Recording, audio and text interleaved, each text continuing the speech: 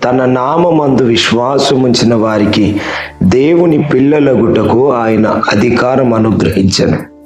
వారు దేవుని వలన పుట్టిన వారే గాని రక్తము వలననైనను, శరీరేచ్ఛ వలననైనను, మానుషేచ్ఛ వలననైనను పుట్టిన వారు కారు.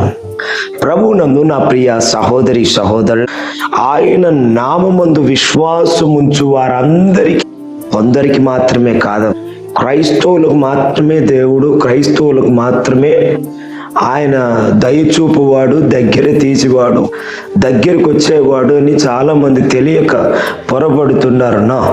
నువ్వు ఏ స్థితిలో ఉన్నా, నీ కులాన్ని బట్టి, మతాన్ని బట్టి, ప్రాంతాన్ని బట్టి ఈ లోకంలో ఉన్న మనుషులు నిన్ను వేరుగా చూడొచ్చు, కానీ ఆ సర్వ సృష్టికర్త అయిన దేవుడు నిన్ను ఎలా చూస్తాడు అనంటే, ఆయన యందు విశ్వాసం ఉంచితే చాలు.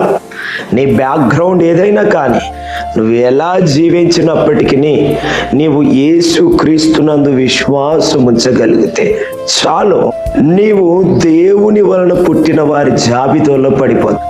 పరమ తండ్రి అయిన దేవుడు మనకు తండ్రిగా, మనం ఆయన పిల్లలముగా ఏ విధంగా ట్రాన్స్ఫార్మ్ అవ్వగలుగుతామనంటే, ఆయన యందు విశ్వాసం ఉంచడాన్ని బట్టి మనం ఆయన పిల్లలమైతాం, ఆయన మనకు తండ్రి అవుతాడు. ఇది శరీరేచ్ఛల వలన పుట్టినది కాదు, రక్తం వలన పుట్టినది కాదు, మానుషేచ్ఛల వలన పుట్టినది కాదు. దేని వలన పుట్టింది?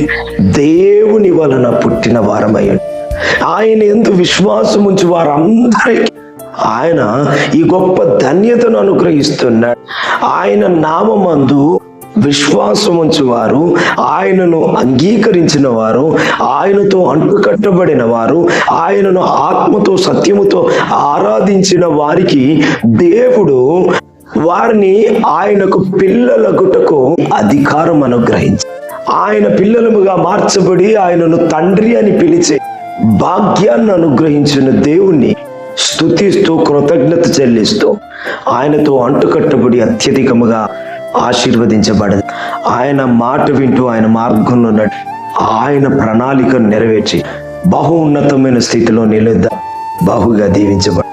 ఆయన మనకు తండ్రిగా, మనం ఆయనకు పిల్లలముగా ఉన్నప్పుడు మన కొరకు మన తండ్రి సంపాదించిందంత మనమే స్వతంత్రించుకోవాలి. మన కొరకు మన తండ్రి సిద్ధపరిచిందంత మనమే అనుభవించాలి. మన కొరకు మన తండ్రి సమకూర్చిందంతా మనమే ఆస్వాదించాలి. అట్టి గొప్ప భాగ్యాన్ని పొందిన వారమై బహుగా దీవించబడి దేవునికి సాక్షిగా సాగుదము గాక. Amen. Praise the lord. May God